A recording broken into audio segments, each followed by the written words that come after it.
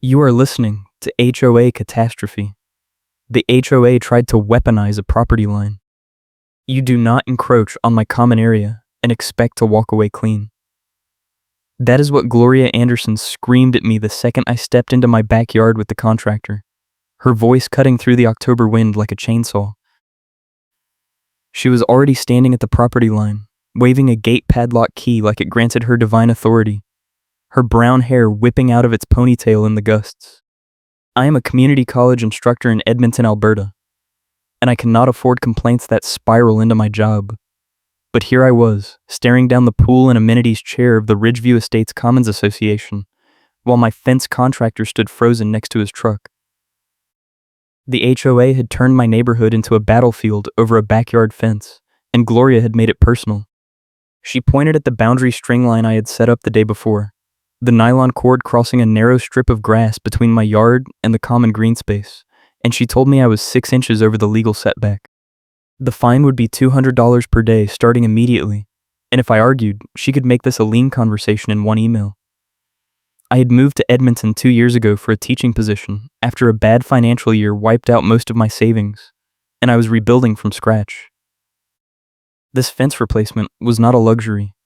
The old fence had rotted through after a wet spring, and my backyard was open to the walking path where people cut through at all hours. I needed privacy and security, and the contractor I hired gave me a tight morning window because he was booked solid for the next month.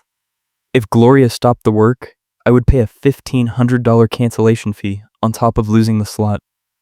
The stakes were not abstract. They were my bank account and my peace of mind, and Gloria knew it. She had been on my case since the day I submitted my fence application 3 weeks earlier. The Ridgeview Estates Commons Association was a master-planned community where fences were treated like sacred law, and every permit had to pass through a review board that met once a month. I had followed every step in the architectural guidelines, submitted my drawings, paid the $75 application fee, and waited. 2 weeks later, I got a letter saying my application was incomplete because I did not include a certified survey. I ordered the survey, paid another $300, and resubmitted. Then Gloria sent me a second letter, claiming the survey showed encroachment on common area, and my fence permit was denied pending a formal hearing. There was no hearing date. There was no explanation of what common area I supposedly violated. Just a notice that if I proceeded with construction, the HOA would assess fines and pursue legal action. I called the management company, and they told me Gloria was handling the matter personally and I needed to coordinate with her directly. That should have been my first warning. Gloria did not coordinate, she declared. She had been pool and amenities chair for 6 years, and she controlled access to the clubhouse, the gym, the walking paths, and the green spaces like a bouncer at an exclusive club. If you crossed her, your guest passes got denied. Your pool key stopped working. Your maintenance request sat in limbo.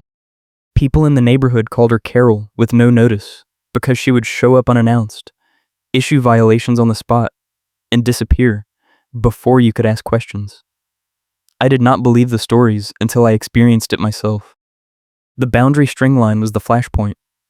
I had stretched it along the rear property line based on the survey I paid for, making sure I stayed 2 feet inside my legal boundary to avoid any possible dispute. The survey was clear. My lot extended 12 feet past the back of my house, and the common area started at the edge of the walking path, which was another 8 feet beyond that. I had plenty of room. But the morning I set up the string line, Gloria appeared in my yard within an hour, carrying a clipboard and a metal pry tool she used to poke at the ground like she was testing for landmines. She told me the string line was wrong, the survey was outdated, and I was encroaching on a utility easement that the HOA controlled. I asked to see the documentation. She said it was on file with the management company, and I could request it through the formal process, which took 10 business days. Then she walked over to the string line, pulled up one of the stakes, and moved it 6 inches toward my house. She said that was the real boundary, and if I disagreed, I could hire another surveyor at my own expense and submit a formal appeal. I asked her what gave her the authority to move my survey markers. She smiled and said, "You do not build to my standard, you pay to my standard." That was her catchphrase. She said it twice in that conversation, and I would hear it 3 more times before this was over. I did not move the stake back. I did not stop her. I wanted her on record doing exactly what she was doing. Because I had already started gathering proof. The first piece of evidence was video. I had installed a doorbell camera on my back patio 2 months earlier after a string of package thefts in the neighborhood, and it captured a wide angle of the yard including the property line. The camera recorded Gloria walking into my yard, moving the stake, and then placing a handwritten violation notice on my back door. The notice said I was in violation of Section 12.4 of the HOA covenants for unauthorized construction on common property, and I had 72 hours to remove all materials and restore the area or face fines starting at $200 per day. The notice was dated and signed by Gloria, and it was completely bogus. There was no construction. There was a string line, but that did not matter to Gloria. She was building a paper trail to justify stopping my fence, and she did not care if the facts supported it. The video was gold, but I did not tell her I had it. I saved it and kept my mouth shut because I knew this was going to get worse before it got better. The contractor was supposed to start work the next morning at 7. I woke up at 6:30 to find another notice taped to my front door. This one was printed on HOA letterhead and signed by Gloria and the HOA president, a retired banker named Dennis, who rubber-stamped whatever Gloria wanted. The notice declared an emergency stop work order on my property due to an ongoing boundary dispute, and it said any contractor who proceeded with construction would be reported to the city and removed from the HOA-approved vendor list. I called my contractor immediately. His name was Miguel, and he ran a small fencing company that did most of the work in Ridgeview Estates because he was on the HOA-approved list. He told me he got the same notice by email at midnight, and he could not risk being blacklisted. If the HOA pulled his approval, he would lose half his business. He apologized and said he would refund my deposit minus the cancellation fee, which was $1,500. I told him to hold off for 24 hours and let me handle it. He agreed, but he said if I did not clear it by the end of the day, he was out. That gave me 1 day to dismantle Gloria's trap, and the clock was already running. I went straight to the management company office. Ridgeview Estates contracted with a regional property management firm called Cascadia HOA Services, and their local office was 15 minutes away in a strip mall. I walked in with my survey, my fence application, my approval timeline, and a printed copy of the video showing Gloria moving my stake. The receptionist told me the community manager was not available, and I needed to schedule an appointment. I said this was an emergency, and I would wait. She made a call, and 10 minutes later, a woman named Brenda came out. Brenda was the community manager assigned to Ridgeview Estates, and she had the exhausted look of someone who dealt with HOA drama every single day. I showed her everything. She looked at the survey, looked at the video on my phone, and sighed. She said Gloria had submitted a formal complaint 2 days earlier, claiming I was refusing to comply with a cease and desist order, and the board had voted to issue the stop work letter. I asked her if the board had seen my survey or the video. She said no. I asked her if the board knew Gloria had moved my survey stake herself. She said no. I asked her what the process was to appeal the stop work order. She said I could request a hearing, but the next board meeting was not for 3 weeks, and until then, the order stood. I told her that was unacceptable, and I wanted to escalate to a regional supervisor. She hesitated, then said she would make a call. 20 minutes later, I was on a conference call with a regional manager named Peter. Peter worked out of the Cascadia corporate office in Calgary, and he had authority over Brenda and the local HOA contracts. I walked him through the whole situation, starting with the survey, the moved stake, the video, and the stop work letter. I told him the HOA was using fabricated violations to block a legitimate fence permit, and I had evidence that the pool and amenities chair was personally manipulating the process. Peter listened without interrupting, then asked Brenda to pull up my file. There was a long pause. Then Peter said something that changed the entire trajectory of the fight. He said the updated survey I submitted 3 weeks ago was already on file with the HOA, and it clearly showed my property line was correct and there was no encroachment. Gloria had access to that survey the whole time, but she ignored it to keep the pressure on me. Peter said he would issue a written correction to the board and lift the stop work order within 2 hours. I asked him if that was binding. He said yes, and if Gloria tried to interfere again, I should contact him directly, and he would handle it. I thanked him and left the office feeling like I had just won the first round. I called Miguel and told him the stop work order was being lifted and he could start in the morning. He said he would be there at 7. I felt good for about 4 hours. Then, Gloria escalated again. At 2 in the afternoon, I got a certified letter delivered to my door by a courier. The letter was from the HOA attorney, a firm in Calgary that handled all the association legal work. It said the HOA was pursuing a formal enforcement action against me for violating Section 12.4 and Section 9.2 of the covenants, and I was required to attend a compliance hearing in 10 days. The letter listed the alleged violations: unauthorized construction on common property, failure to obtain proper permits, refusal to comply with board directives, and interference with HOA operations.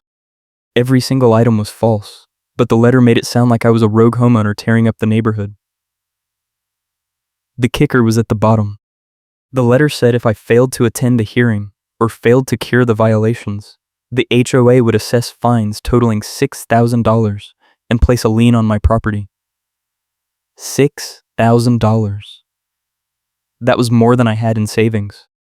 I sat down at my kitchen table and read the letter 3 times, trying to figure out how Gloria had managed to weaponize the HOA legal process this fast. Then I noticed something. The letter was signed by the attorney, but the violations were described in language that matched Gloria's notices word for word. She had written the complaint herself and handed it to the lawyer, and he had turned it into a legal threat without verifying any of the facts. I needed help. I could not fight this alone, and I could not afford to hire my own attorney. That night, I reached out to the one person in the neighborhood who had been quietly watching this whole mess unfold. His name was Ray, and he was a tow truck driver who worked the overnight shift and parked his rig in the overflow lot near the clubhouse. Ray had lived in Ridgeview Estates for 8 years, and he had seen Gloria pull this routine on at least a dozen homeowners. He told me the HOA kept calling him for sketchy jobs, like towing cars that were legally parked or removing contractor vehicles that had valid permits. He always refused, but he knew other drivers who did not ask questions. Ray said Gloria used the towing threat as leverage to intimidate people into backing down, and if you pushed back, she would escalate to fines and liens until you either paid or moved. He said the only way to beat her was to force a public vote at a board meeting because Gloria could not control the outcome if the whole membership was watching. I asked him how I could make that happen. He said I needed a petition signed by at least 10% of the homeowners, which was about 24 signatures in Ridgeview Estates. If I got the signatures, the board was required to put the issue on the agenda and allow me to present my case. Ray said he would help me get the signatures, and he knew a few other homeowners who were fed up with Gloria's tactics. That was the opening I needed. Over the next 3 days, Ray and I went door to door collecting signatures. We did not trash Gloria or make it personal. We just explained that the HOA was blocking a legitimate fence permit based on false violations, and we wanted the board to review the evidence before imposing fines. Most people signed immediately. A few asked questions, and when we showed them the survey and the video of Gloria moving the stake, they got angry and signed on the spot. By the end of the 3rd day, we had 31 signatures, which was more than enough to force a vote. I submitted the petition to Brenda at the management company, and she confirmed it would be added to the agenda for the next board meeting, which was scheduled for the following Tuesday. That gave me 5 days to prepare, and I used every minute. Miguel started the fence work on schedule. The stop work order had been officially lifted, and Peter at Cascadia sent a follow-up email to the board confirming that my permit was valid and construction could proceed. Miguel brought his crew at 7 in the morning, and they began tearing out the old fence posts and digging new holes. I set up the orange work light aimed at the fence line so they could see clearly in the early morning shadows, and I stayed in the yard to make sure nothing went wrong. Gloria showed up at 8:30. She parked her car on the street, walked straight into my yard without asking, and told Miguel to stop working immediately. Miguel looked at me. I told him to keep going.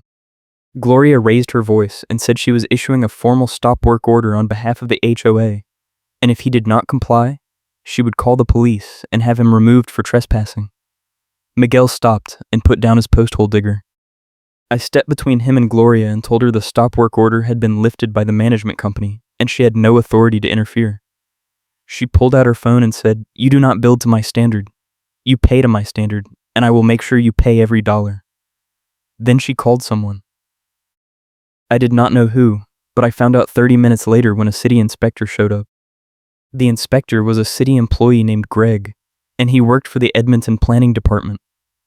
He told me he got a call from a homeowner reporting unpermitted construction, and he was required to inspect the site. I showed him my fence permit, which I had pulled from the city 2 weeks earlier and posted on my back door. Greg looked at the permit, looked at the fence line, and told me everything was in order. He said the permit was valid, the setback was correct, and I was free to continue. Then he turned to Gloria and told her filing a false report was a violation of city code and he could issue a fine if she did it again. Gloria did not apologize. She said the HOA had its own regulations and the city permit did not override them. Greg told her that was not how it worked and left. Gloria stood in my yard for another 10 minutes, taking pictures of the construction with her phone, then walked back to her car and drove away. Miguel and his crew finished the post holes by noon, and they said they would be back the next day to set the posts and start building the panels. I thanked them and went inside to document everything that had just happened. That night, I got another certified letter. This one was not from the HOA attorney. It was from Gloria directly, and it was the most vindictive thing I had ever read. The letter said I was in violation of multiple HOA covenants, including disturbing the peace, harassment of board members, and unauthorized construction. It said the board had voted to assess an emergency fine of $500, effective immediately, and if I did not pay within 5 days, the fine would increase to $1,000 and the HOA would place a lien on my property. The letter also said I was banned from using any HOA amenities, including the pool, the gym, and the walking paths, until the fines were paid in full. I read the letter twice and realized something critical. The letter said the board had voted, but there had been no board meeting since the last one 3 weeks ago. Gloria had invented a vote that never happened, and she was using it to justify a brand new fine that appeared out of thin air with no vote. That was my evidence. I saved the letter, scanned it, and added it to the growing file I was building for the hearing. If you want to see how this showdown ends, hit the like button and subscribe for more HOA revenge stories. The hearing was scheduled for the following Tuesday at 7 in the evening, and it was held in the clubhouse meeting room. The board met once a month, and the meetings were supposed to be open to all homeowners, but Gloria had a habit of scheduling them at inconvenient times and burying the announcements in the monthly newsletter. This time was different. Word had spread about the petition, and by the time I arrived at 6:45, the meeting room was packed. There were at least 40 homeowners in the room, which was unheard of for a Ridgeview Estates board meeting. Ray was there, sitting in the front row with a notebook. Miguel was there, standing in the back with his arms crossed. Even the delivery driver who had been stuck at the curb during one of Gloria's earlier meltdowns was there, watching from the doorway. The board sat at a long table at the front of the room. Gloria was on the far left, wearing the same gray windbreaker she always wore, her brown hair pulled into a tight ponytail. Dennis, the HOA president, sat in the middle, looking uncomfortable. The other 3 board members, all retirees who rarely spoke, filled out the rest of the table. Brenda from the management company sat to the side with a laptop, ready to take minutes. Dennis called the meeting to order and went through the usual procedural items, approving the minutes from the last meeting and reviewing the financial report. Then, he got to the petition. He said a homeowner had submitted a formal request to address the board regarding a fence permit dispute, and the board was required to hear the matter. He called my name, and I stood up and walked to the front of the room. I had printed copies of everything: the survey, the video still showing Gloria moving the stake, the city permit, the stop work order, the lift letter from Peter at Cascadia, the fake emergency fine letter, and the timeline showing how Gloria had escalated at every step. I handed out copies to the board members and kept one for myself. Then I started talking. I explained that I had followed every rule in the HOA application process, submitted a certified survey, and obtained a city permit. I explained that Gloria had moved my survey stake and issued false violation notices despite having access to the updated survey that proved my property line was correct. I explained that she had tried to intimidate my contractor, filed a false report with the city, and invented a board vote to justify fines that were never approved. I showed the video of Gloria placing the violation notice on my door. I showed the email from Peter confirming the stop work order was lifted. I showed the letter from Gloria claiming a board vote that never happened. I kept my voice calm and stuck to the facts, because I did not need to be dramatic. The evidence spoke for itself. When I finished, the room was silent. Dennis looked at Gloria. Gloria looked at the papers in front of her. Then she said something that made the entire room explode. She said, "I can make this a lean conversation in one email, and if you do not like it, you can take it up with the attorney." That was the moment the boomerang hit. Ray stood up in the front row and said, "You just admitted you are threatening liens without board approval, and we have it on record." Brenda looked up from her laptop and said, "I am noting that statement in the minutes." Dennis turned pale. The homeowners in the back started shouting questions, and the room turned into chaos. Dennis tried to regain control. He banged a gavel and told everyone to sit down and be quiet. He said the board needed to review the evidence, and they would take a vote on whether to rescind the fines and allow the fence construction to proceed. Gloria interrupted him. She said the fence was already under construction, and I had violated the stop work order, so the fines were valid regardless of what the survey said. Dennis told her to stop talking. He said the stop work order had been lifted by the management company, and there was no active violation. Then he did something I did not expect. He asked Brenda if the HOA had a record of the emergency fine Gloria mentioned in her letter. Brenda checked her files and said there was no record of any board vote approving an emergency fine in the last 3 weeks. Dennis looked at Gloria and asked her directly if she had issued the fine without board approval. Gloria did not answer. She just stared at him. Dennis took a breath and said the board would vote immediately on 3 motions. 1. Rescind all fines related to the fence dispute. 2. Approve the fence permit with no further conditions. 3. Refer the matter to the HOA attorney for review of proper procedures. The vote was 4-1. Gloria was the only no. The room erupted in applause. But I was not done. I stood up again and said I had one more piece of evidence the board needed to see before the meeting ended. I pulled out a folder I had been holding back, and I handed copies to Dennis and Brenda. Inside was a document I had requested from the city 2 days earlier. It was the original contract between the Ridgeview Estates Commons Association and Cascadia HOA Services, and it showed something explosive. The contract had expired 6 months ago and had never been renewed. Cascadia was still managing the HOA, but there was no active legal agreement in place, which meant every fine, every violation notice, and every enforcement action Gloria had issued in the last 6 months was legally unenforceable. The document also showed that the management company was never properly contracted or renewed, which meant the HOA had been operating without valid authority.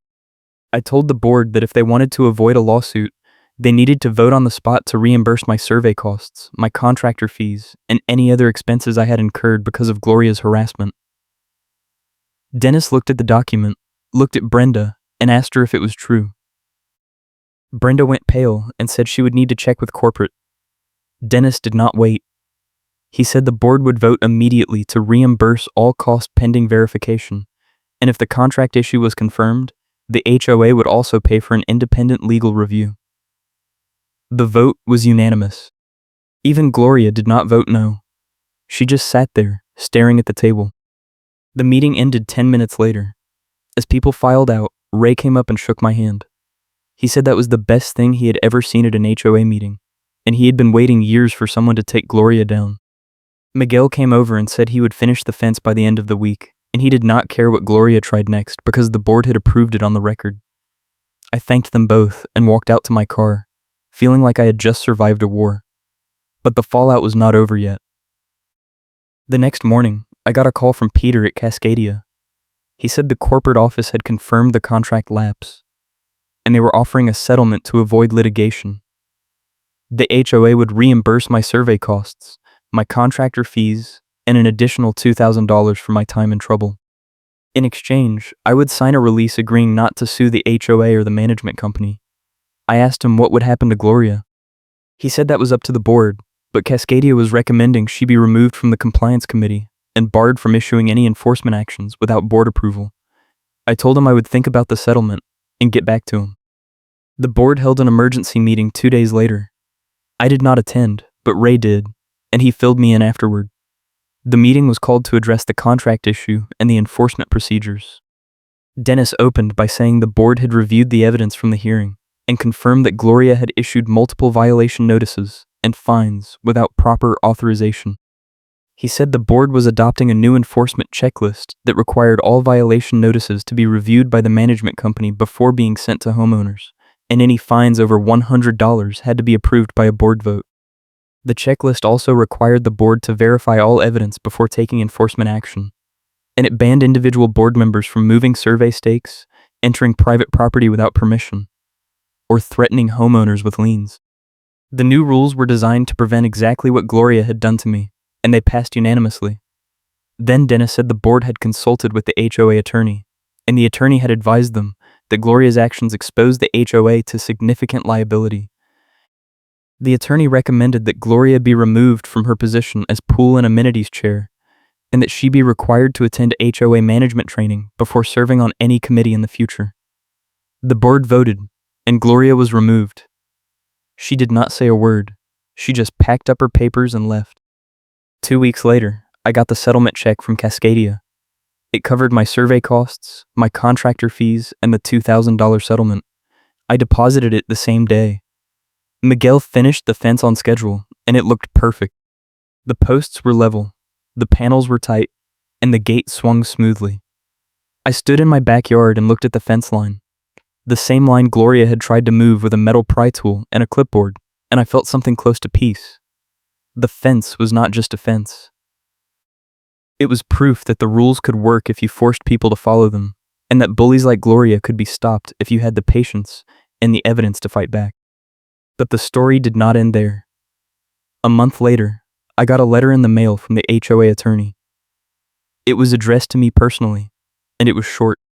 The letter said the attorney had reviewed the enforcement actions taken against me, and he had determined that Gloria had violated multiple HOA procedures and misrepresented facts in her communications with the board. The letter said the HOA was formally apologizing for the harassment I had experienced, and the board had adopted new policies to prevent similar situations in the future. Then the letter said something that made me laugh out loud. It said Gloria had been corrected by the HOA attorney in plain language during a private consultation, and she had been advised that any future violations of procedure would result in her removal from the HOA entirely. The attorney did not say what plain language meant, but I could imagine. I pictured Gloria sitting in a conference room while the attorney explained, in words a child could understand, that she could not make up rules, invent fines, or threaten people without consequences. It was the perfect ending. The neighborhood changed after that. The board started posting meeting agendas online and sending email reminders to all homeowners. Attendance at meetings went up, and people started asking questions about budgets, contracts, and enforcement policies. Ray got elected to the board 6 months later, and he pushed for even more transparency, including quarterly financial reports and a public complaint process. Gloria stayed in the neighborhood, but she kept a low profile. I saw her at the pool once, sitting in a chair with her sun hat pulled low, and she did not make eye contact. I did not gloat. I just nodded and kept walking. The fence stood solid through the winter, and when spring came, I planted a row of shrubs along the property line. They grew fast, and by summer, they filled in the gap between my yard and the walking path. The orange work light I had used during construction stayed in my garage, a reminder of the chaos in the fight. The metal pry tool Gloria had used to poke at my property line disappeared, but I did not forget it. It had become a symbol of everything wrong with the HOA enforcement system, and everything right about standing your ground. One afternoon in late spring, I was working in my yard when a delivery driver pulled up to the curb. He was the same driver who had been stuck watching the chaos during one of Gloria's meltdowns, and he recognized me immediately. He walked over and said he had heard what happened at the board meeting, and he wanted to thank me. He said he had lived in HOA neighborhoods for years, and he had seen people get crushed by boards that did not care about the rules. He said what I did gave him hope that the system could actually work if people fought back. I told him it was not easy, and it cost me time, money, and stress I could not afford. But I also told him it was worth it, because the alternative was letting Gloria and people like her run the neighborhood like a personal fiefdom. He nodded, shook my hand, and left. I stood there for a minute, looking at the fence, the shrubs, and the property line that had caused so much trouble. Then I went back to work. The final piece of the puzzle fell into place 6 months after the hearing. I got a letter from the city planning department informing me that the HOA had submitted a formal request to change the zoning regulations for Ridgeview Estates, and the city was holding a public hearing to review the proposal. I read the details, and I realized what was happening. The HOA was trying to tighten the fence regulations to make it harder for homeowners to build or replace fences without board approval. The proposal would require all fence permits to include a certified survey, an architectural review, and a written approval from the board before the city would issue a permit. It was Gloria's playbook turned into official policy, and if it passed, it would affect every homeowner in the community. I showed the letter to Ray, and he said we needed to organize a response. We drafted a letter to the city explaining how the proposed changes would create unnecessary barriers for homeowners and give the HOA unchecked power over private property. We collected signatures from 30 homeowners and submitted the letter to the planning department. The hearing was scheduled for the following month, and Ray and I both showed up to speak. The hearing was held in a city council chamber, and there were about a dozen people in the room, including 2 members of the HOA board. Gloria was not there. I spoke first, explaining how the HOA had used enforcement tactics to block a legitimate fence permit, and how the proposed zoning changes would make the problem worse. Ray spoke next, describing how the HOA had violated its own procedures, and how the new policies the board adopted after the hearing had already addressed the issues without needing city intervention. The Planning Commission listened, asked a few questions, and took notes. 2 weeks later, the city issued a decision. The proposed zoning changes were denied, and the commission recommended that the HOA work with homeowners to develop fair enforcement policies instead of relying on regulatory barriers. It was another win, and it felt like the final nail in the coffin of Gloria's enforcement regime. I ran into Dennis, the HOA president, at the grocery store a few weeks after the zoning decision. He looked tired, and he admitted that the last year had been the hardest of his tenure. He said the board had learned a lot about what not to do, and they were committed to running things differently going forward. He also said Gloria had submitted her resignation from the board entirely, citing personal reasons. I did not ask for details. I just said I appreciated the changes and hoped the neighborhood could move forward. Dennis nodded and said he hoped so too. We shook hands and went our separate ways. I never saw Gloria at another HOA event after that. She stayed in her house, kept her head down, and avoided any situation where she might run into me or Ray. The neighborhood gossip said she was looking to sell and move to a different community, but I never confirmed it. I did not care. The fight was over, and I had won. The fence stood strong through another winter, and by the time spring rolled around again, it had become just another part of the landscape. The orange work light stayed in my garage, a relic of the battle. The metal pry tool was long gone, but I did not need it as a reminder. I had the video, the documents, the settlement check, and the knowledge that I had stood up to a bully and forced the system to work the way it was supposed to. The neighborhood was quieter now. The board meetings were boring again, which was exactly how they should be. Ray kept his seat and pushed for transparency and fairness, and people trusted the process more than they had in years. The walking path behind my house was still busy, but the fence gave me the privacy I needed, and I did not worry about people cutting through my yard anymore. I planted vegetables in the spring, and they grew without interference. Life went back to normal, which was all I ever wanted. One evening in early summer, I was sitting on my back patio with a drink, watching the sun set behind the fence line.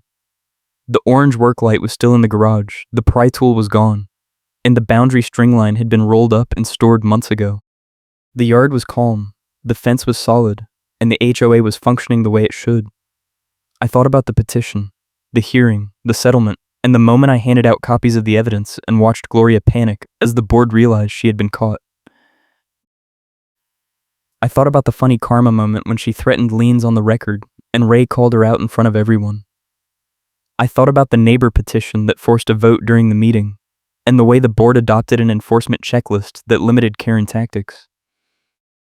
I thought about how Karen got corrected by the HOA attorney in plain language, and how the whole mess had finally ended with the HOA reimbursing my survey costs and contractor fees after Karen was exposed for misrepresenting the boundary. It was not a perfect victory, but it was real, and it was mine. The delivery driver was right. The system could work if you fought back. It cost time, money, and stress, but it was worth it. I finished my drink, stood up, and walked over to the fence. I ran my hand along the top rail, feeling the smooth wood under my palm. The fence was not just a fence. It was a line in the sand, a statement that I would not be pushed around, and a reminder that even in a neighborhood where fences were treated like sacred law, the rules still had to mean something. I walked back to the patio, sat down, and watched the last light fade from the sky. The fight was over. The fence was done, and I was finally free. A few months later, I got an email from Brenda at the management company. She said Cascadia had completed the independent legal review the board requested, and the findings were included in the attached report. I opened the report and skimmed through the pages. The review confirmed that the contract between the HOA and Cascadia had lapsed, that multiple enforcement actions during that period were invalid, and that the HOA needed to adopt formal procedures to prevent future issues. The report recommended annual training for board members, quarterly audits of enforcement actions, and a homeowner complaint process with clear timelines and appeals. The board had already approved all the recommendations, and the new policies were being rolled out over the summer. The report also included a section on Gloria's conduct. It did not name her directly, but it described a pattern of unauthorized enforcement, misrepresentation of facts, and intimidation of homeowners and contractors. The report concluded that the individual in question had acted outside the scope of board authority and had exposed the HOA to significant legal and financial risk. It was the official version of what I already knew, and it felt good to see it in writing. I forwarded the report to Ray, and he replied within minutes. He said the board was planning to present the findings at the next homeowner meeting and use them as a case study for what not to do. He also said the new enforcement checklist was already working, and there had not been a single invalid fine or violation notice since it was adopted. The neighborhood was healing, and people were starting to trust the HOA again. Ray said he was proud of what we had accomplished, and he hoped the changes would last. I told him I hoped so too, and I thanked him for everything he had done. Without Ray, I would not have had the signatures, the witness, or the courage to stand up at that hearing. He was the ally I needed, and I would not forget it. The last time I thought about Gloria was the following winter. I was walking the dog along the green space path behind my house, and I saw her car parked in her driveway. The for sale sign was gone, and the house looked occupied, so she had not moved after all. I did not see her outside, and I did not knock on her door. There was nothing left to say. The fence was done, the fines were refunded, the policies were changed, and the neighborhood had moved on. Gloria had lost her position, her authority, and her ability to intimidate people, and that was enough. I did not need revenge. I just needed the system to work, and it finally did. I kept walking, the dog pulling me forward, and I thought about the metal pry tool, the orange work light, the boundary string line, and the moment I handed out copies of the evidence at the hearing. I thought about the petition, the vote, the settlement, and the attorney letter. I thought about the fence standing solid through 2 winters, and the shrubs growing green along the property line. I thought about the delivery driver thanking me, Ray getting elected to the board, and the neighborhood learning that you could fight back and win. It was a small victory in a small neighborhood. But it mattered.